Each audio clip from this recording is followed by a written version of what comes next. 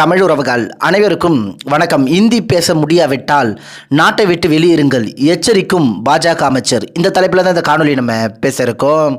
அதாவதுங்க, ஒன்றிய பாஜக அரசு தமிழ்நாட்டில் எப்படியாவது இந்தியை திணித்து விட வேண்டும் என்ற அடிப்படையில் தொடர்ந்து வேலை செய்து வருகிறார்கள். இந்தி திணிப்பிற்கு தமிழ்நாட்டில் பல்வேறு எதிர்ப்புகள் வரும் சூழலில் பாஜக கட்சியைச் சார்ந்தவர்கள் இந்தி பேச முடியாவிட்டால் நாட்டை விட்டு வெளியேறுங்கள் என்றெல்லாம் பேசி வருகிறார்கள். குறிப்பாக உத்தரப்பிரதேச பாஜக அமைச்சர் சஞ்சய் நிஷாத் அவர்கள், நீங்கள் இந்தியாவில் வசிக்கிறீர்கள் என்றால் இந்தியை நேசிக்க வேண்டும், இல்லையெனில் நீங்கள் வெளிநாட்டவராக கருதப்படுவீர்கள், இந்தி பேச முடியாவிட்டால் நாட்டை விட்டு வெளியேறி வேறு எங்காவது செல்லுங்கள் என்று தனது கருத்தை வெளிப்படுத்தியிருக்காருங்க.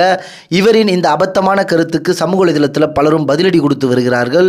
குறிப்பாக செல்லப்பிள்ளை என்ற சகோதரர் நாங்கள் எதற்கு வெளியேற வேண்டும், இந்த நாட்டின் பூர்வகுடிகள் நாங்கள், இந்த நாட்டை விட்டு வெளியேற வேண்டியவர்கள் நீங்கள்தான், இதை தெரியாமல் இந்த அமைச்சர் உளறுகிறார், இவர்களுக்கு எந்த சரித்திர அறிவும் இல்லை, முதலில் இந்த நாட்டின் பழைய சரித்திரத்தையும் அம்பேத்கர் சொன்னதையும் படிக்கட்டும் என்று தனது கருத்தை வெளிப்படுத்தியிருந்தாருங்க.